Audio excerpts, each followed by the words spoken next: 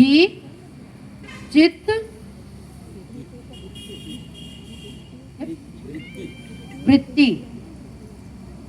शरीर के अंग होते हैं आंख, कान, नाक, मुंह, जीभ आदि। ज्ञानेंद्रियां 5 होती है।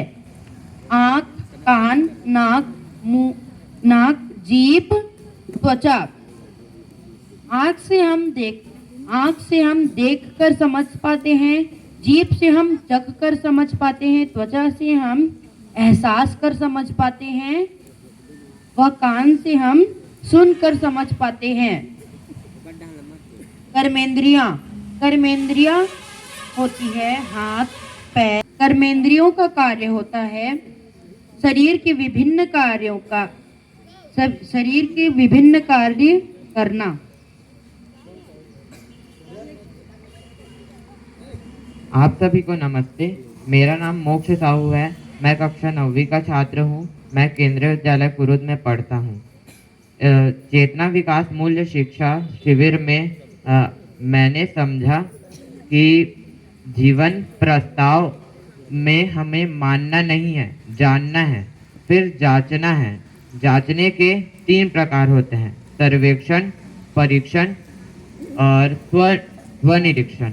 स्वनिरीक्षण में हम अपने आप से देखते हैं, फिर परिवार के लिए देखते हैं और सर्वेक्षण में सबके लिए देखते हैं। फिर हमने समझा था कि विश्वास और ईगो, हमें अपने ऊपर विश्वास रखना है और दूसरे के ऊपर भी करना है कि हम भी कर सकते हैं और दूसरे भी कर सकते हैं। हमें ईगो नहीं करना है। हमें ईगो मतलब कि सिर्फ मैं ही कर सकता हूँ, दूसरे नहीं कर सकते। फिर हमने अवस्थाएं के बारे में समझा। प्रकृति में 4 अवस्थाएं होती है: पदार्थ अवस्था, प्राण अवस्था, जीव अवस्था और ज्ञान अवस्था। पदार्थ अवस्था के अंदर मिट्टी, पानी, हवा इत्यादि आते हैं। और उसके बाद प्राण अवस्था के अंदर में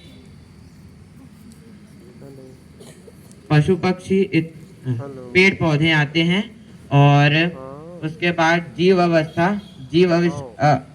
जीवावस्था में मांसाहारी और शाकाहारी पशु पक्षी आते हैं। उसके बाद ज्ञानावस्था में मनुष्य आते हैं। जो सभी अवस्थाएं एक दूसरे से संबंधित रहती हैं। और उसके बाद हमने सीखना और समझना मतलब किसी ज्ञान की बातें को समझना। और सीखना मतलब कोई आर्ट वगैरह जो रहता है उसको सीखना। उसके बाद हमने सुखी होने के नियम समझा। पहले तो मानव का एक ही लक्ष्य है, सुख की प्राप्ति करना। किसी चीज का अगर हमारे पास